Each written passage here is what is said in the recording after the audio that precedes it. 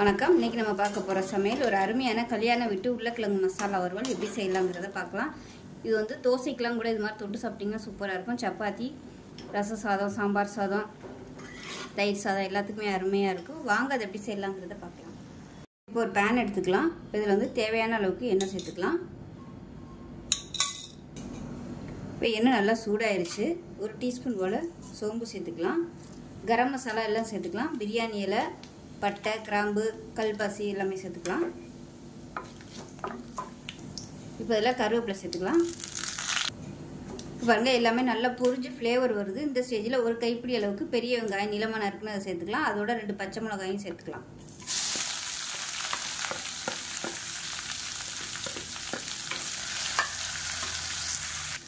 வெங்காயம் வதங்குறதுக்கு உப்பு சேர்த்துக்கலாம்.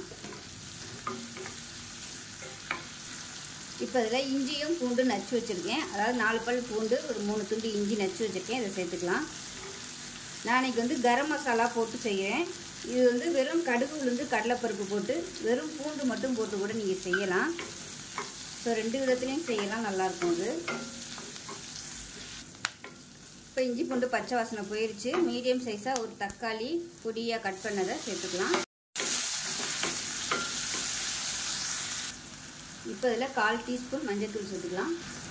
1 டேபிள் ஸ்பூன் மிளகாத்தூள், காரத்துக்கு தகுந்த மாதிரி சேர்த்துக்கோங்க.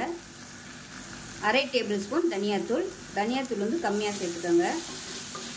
இது எல்லாமே நல்லா வதங்கட்டும்.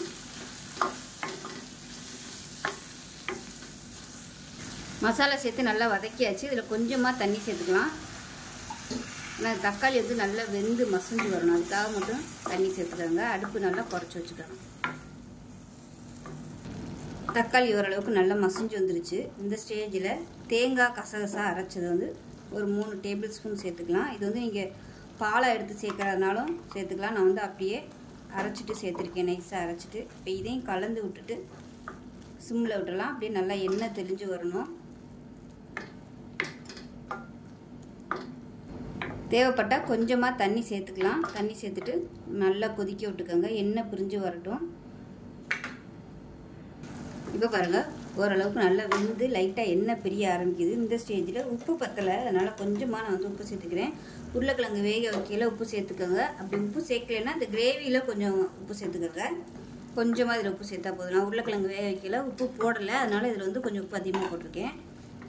இப்போ பார்த்தீங்கன்னா ஒரு 1/4 கிலோ அளவுக்கு உருளைக்கிழங்கு வேக விட்டு எடுத்து வச்சுருக்கேன். நல்லா சாஃப்டாக வேக விட்டு எடுத்துக்கோங்க. அப்போ தான் இந்த கிரேவிக்கு நல்லாயிருக்கும். இப்போ நல்லா கலந்து விட்டுட்டு அடுப்பு நல்லா சிம்மில் விட்டுறலாம். கொஞ்ச நேரத்துக்கு அப்படியே சிம்மில் இருக்கட்டும். அப்போ தான் அந்த மசாலா எல்லாமே நல்லா உருளைக்கிழங்குல இறங்கும். இப்போவே நல்ல ஃப்ளேவராக இருக்குது. இப்போ பாருங்கள், உருளைக்கிழங்கு மசாலா வறுவல் சூப்பராக ரெடி ஆயிடுச்சு. மேலாப்பில் கொத்தமல்லியை சேர்த்துட்டு நல்லா கலந்து விட்டுடலாம். அவ்வளோதான், கல்யாணம் விட்டு உருளைக்கிழங்கு மசாலா ரெடி ஆயிடுச்சு. சூப்பராக இருக்கும். ரச சாதம், சாம்பார் சாதம், தயிர் சாதத்துக்கெலாம் இது மாதிரி தொட்டு சாப்பிட்டிங்கன்னா அருமையாக இருக்கும். ஸோ இந்த வீடியோ பிடிச்சிச்சுன்னா லைக் பண்ணுங்கள், கமெண்ட் பண்ணுங்கள், சேனலை சப்ஸ்கிரைப் பண்ணுங்கள், பக்கத்தில் பெல் பட்டனை ப்ரெஸ் பண்ணுங்கள். நன்றி.